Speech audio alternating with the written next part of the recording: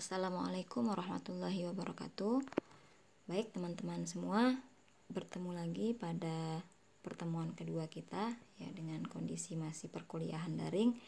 Dan di pertemuan kali ini kita akan membahas tentang materi analisa laporan keuangan dengan subtema konsep dasar dan pemahaman mengenai laporan keuangan. Teman-teman semua adalah mahasiswa pada konsentrasi manajemen keuangan, maka hal dasar yang harus kita tahu adalah konsep dasar dari laporan keuangan itu sendiri. Banyak mahasiswa yang kadang-kadang ketika ditanya ada berapa laporan keuangan, mereka tidak bisa menjawab. Kalau saya mau cari aset, saya harus melihat di laporan mana. Kalau saya mau melihat posisi kewajiban atau hutang dari perusahaan tersebut, saya harus melihat laporan mana. Atau saya mau melihat apakah perusahaan tersebut laba ataukah rugi, saya akan melihat pada laporan mana.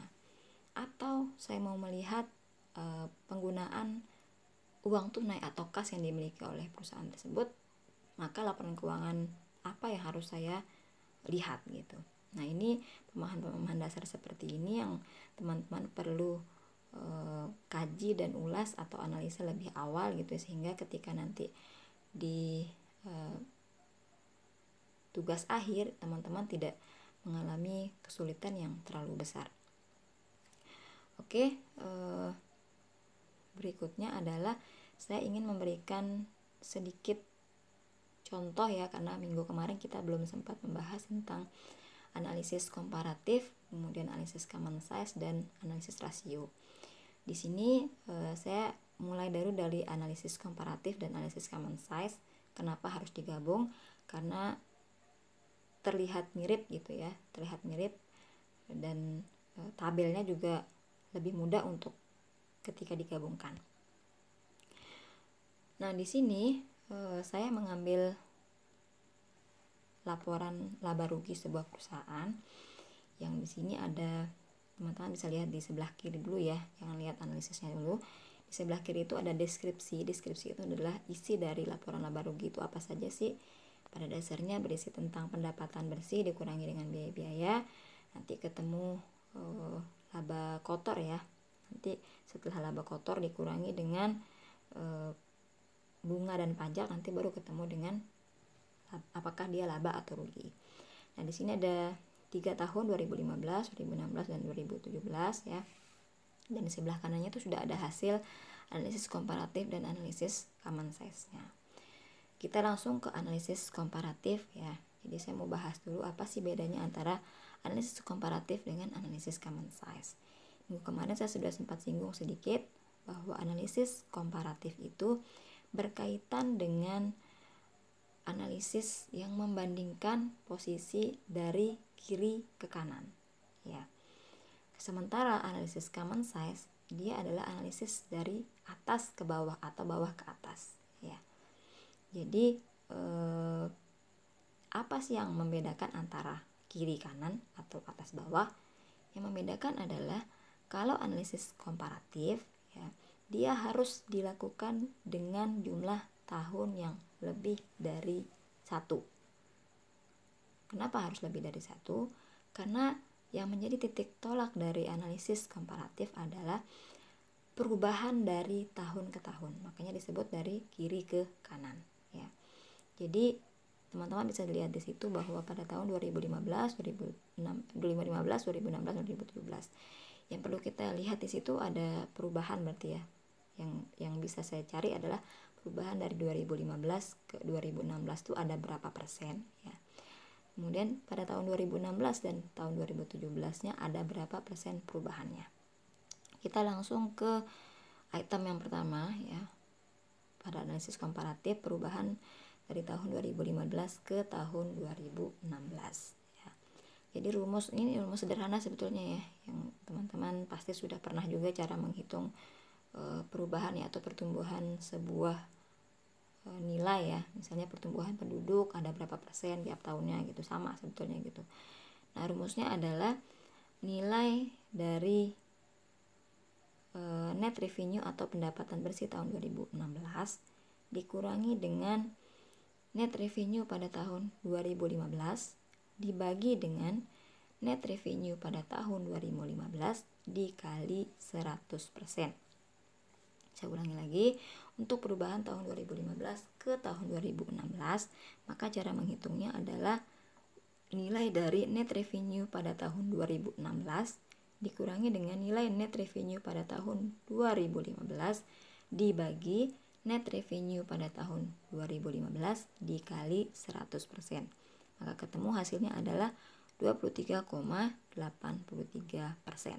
Sama ya, perubahan 2016 ke 2017 juga sama. Caranya adalah nilai dari net revenue pada tahun 2017 dikurangi dengan nilai net revenue pada tahun 2016 dibagi nilai net revenue pada tahun 2016 dikali 100%. Jadi nanti ketemu hasilnya adalah 12,35%. Jadi kalau dibaca, perubahan tahun 2015 ke tahun 2016 itu sebesar 23,83%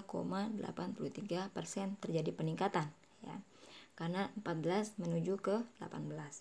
Sementara 2016 ke 2017 itu nilainya sebesar 12,35%.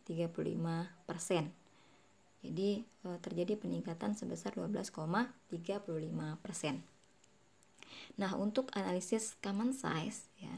Analisis common size ini tadi saya sudah bilang bahwa dia menghitung antara dari atas ke bawah ya. Untuk analisis pada laporan laba rugi yang menjadi nilai tertinggi ya, atau nilai yang kita bandingkan adalah net revenue atau pendapatan bersih. Teman-teman bisa lihat di situ ya. Item analisis common size tahun 2015, 2016, dan 2017 untuk net revenue itu nilainya adalah 100%. Kenapa 100%? Karena nilai pembanding dan pembaginya sama. 14 miliar ya tahun 2015 itu dibagi dengan 14 miliar dikali dengan 100%, maka ketemu nilai adalah 100%. Kita langsung ke contoh yang bagian ini ya, cost of revenue di bawah net revenue. Di situ adalah hasilnya 13 triliun ya kalau tidak salah ya, dibagi dengan 14 triliun ya dikali 100%. Nah, ketemu hasilnya adalah 90,76%. Jadi ketika kita menggunakan analisis common size, maka yang dicari adalah perbandingan item per item dengan total item ya. Jadi item cost of revenue dibandingkan dengan net revenue, item gross profit dibandingkan dengan net revenue, demikian sampai bawah, sampai net income dibagi dengan net revenue dikali 100% ya, maka ketemu di situ masing-masing 8,44%, 7,57% dan 7,91% ya. Jadi kalau disimpulkan, saya ulangi lagi bahwa analisis komparatif dia membandingkan perubahan dari tahun ke tahun, di mana untuk menghitung perubahan ini maka paling tidak kita harus memiliki laporan keuangan lebih dari 1 tahun. Sementara analisis common size bisa menggunakan 1 tahun karena yang dihitung adalah total item dengan masing-masing sub item tersebut dari deskripsi ya, deskripsi laporan keuangannya. Itu untuk analisis komparatif dan analisis common size ya.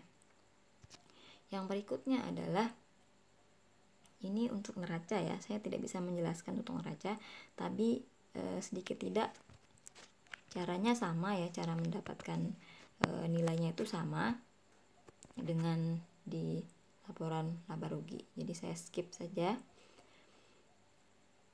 Berikutnya adalah analisis rasio. Nah, untuk analisis rasio ini karena memang rumusnya sangat banyak, jadi saya tidak bisa menampilkan di sini. Ya, saya akan memberikan satu contoh saja ya.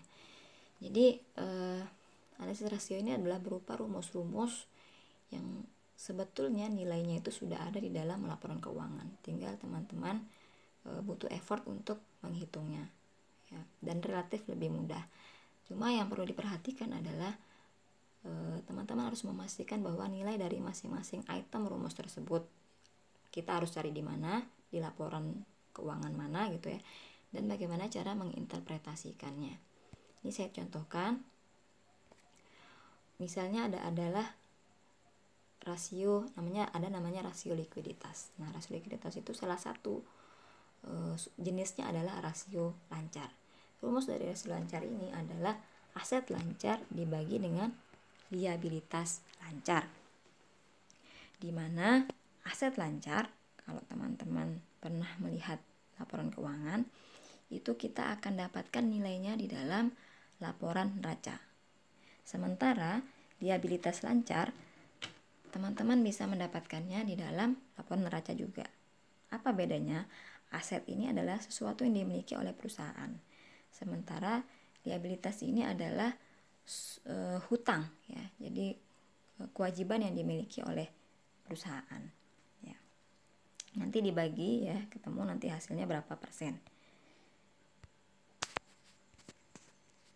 Nah, yang perlu dipastikan, saya selalu ulang itu tadi, bahwa pastikan bahwa nilai dari aset lancar dan likuiditas lancarnya itu sudah benar ngambilnya di mana. Jangan sampai nilainya salah. Jangan sampai misalnya aset lancar ternyata yang dimasukkan adalah aset tetap, atau liabilitas lancar atau liabilitas jangka pendek, ya bahasanya, ternyata teman-teman mengambilnya liabilitas jangka panjang. Jadi pastikan itu betul-betul diambil pada laporan keuangan yang tepat. Yang berikutnya adalah, nah ini rumus lain akan saya berikan pada sesi berikutnya karena cukup panjang, ya. Mungkin nanti bukunya akan saya foto, rumusnya akan saya bagikan ke teman-teman lewat grup WhatsApp. Yang terakhir itu berkaitan dengan sumber informasi pada laporan keuangan. Nah, ini sempat kita singgung, ya, pertemuan sebelumnya saya sudah singgung, pertemuan tadi yang hari ini pun saya sudah singgung. Jadi pada dasarnya ada 3 jenis laporan keuangan. Yang pertama adalah laporan laba rugi, yang kedua adalah laporan neraca, dan yang ketiga adalah laporan arus kas. Apa bedanya? Laporan laba rugi ini memperlihatkan kinerja perusahaan tersebut pada tahun yang bersangkutan. Apakah perusahaan tersebut mengalami rugi ataukah mengalami laba? Ya, jadi kalau mau melihat apakah dia rugi atau laba, ada berapa biayanya, ada berapa pendapatannya, maka teman-teman bisa melihat pada laporan laba rugi. Yang kedua adalah laporan neraca. Laporan neraca ini adalah memperlihatkan posisi dari aset, kewajiban, dan modal. Ya. Jadi kalau teman-teman mau melihat ada jumlah berapa asetnya, ada berapa kewajiban dan modal perusahaan tersebut, atau proporsi lebih banyak mana proporsi hutang dengan modalnya, maka teman-teman bisa melihat pada laporan neraca. Yang terakhir adalah laporan arus kas. Laporan arus kas ini adalah laporan yang memperlihatkan penggunaan dari kas, ya, atau uang tunai yang dimiliki oleh perusahaan tersebut. Singkatnya, kalau cerminan kas yang ada di dalam neraca itu harus sama dengan nilai laporan arus kas. Jadi kalau di neraca nilai kas, ya, kan ada item kas paling atas, kas di aset lancar nilainya adalah 12 triliun, maka di arus kas itu juga harus sama sebesar 12 triliun. Ya. Itu, ya, untuk 3 laporan keuangan. Dan yang terakhir, teman-teman bisa mengakses semua jenis laporan keuangan ini pada www.idx.co.id. Itu sudah lengkap semuanya, ya. Apalagi kalau melihat mendownload profil perusahaannya itu sudah lengkap sekali, sampai rasio pun sudah ada. Jadi teman-teman tinggal menganalisa saja, ya, menginterpretasikan dari maksud dari rasio tersebut. Untuk pertemuan berikutnya saya akan berikan tugas teman-teman semua. Silakan mencari, jadi tugasnya adalah silakan mencari laporan keuangan perusahaan, ya. Bebas perusahaannya, yang penting tidak sama. Ya, jadi tidak boleh sama antara si A dengan si B. Jadi kalau si A sudah ambil Garuda, perusahaan Garuda, maka pastikan tidak ada lagi temannya yang mengambil perusahaan Garuda. Ya. Untuk tahunnya, saya minta tahunnya adalah 3 tahun terakhir. Jadi tahun 2017, tahun 2018, dan tahun 2019. Tahun 2020 belum ada karena belum selesai, ya, masa ininya. Kemudian pekerjaannya adalah teman-teman menghitung nilai dari analisis common size, ya, dan analisis komparatif, ya, sama dengan yang saya contohkan tadi, ya. Tabelnya juga sama, nanti akan saya kirimkan dalam bentuk PDF, ya, ke teman-teman semua. Slide saya ini di si akad, jadi silahkan nanti dicek. Tabelnya dibuat persis sama dengan tabel yang saya kasih di slide ini. Ya, itu kemudian silakan dikumpulkan minggu depan ya. Minggu depan di pertemuan ketiga kita. Nanti bisa teman-teman upload di si akad masing-masing ya untuk tugasnya. Demikian yang bisa saya sampaikan teman-teman. Mohon maaf jika ada salah-salah kata. Ini pesan dari rektor ya. Jadi stop penyalahgunaan narkoba. Mudah-mudahan kita diberikan kesehatan terutama dalam kondisi seperti saat ini. Mohon maaf jika ada salah-salah kata. Wassalamualaikum warahmatullahi wabarakatuh.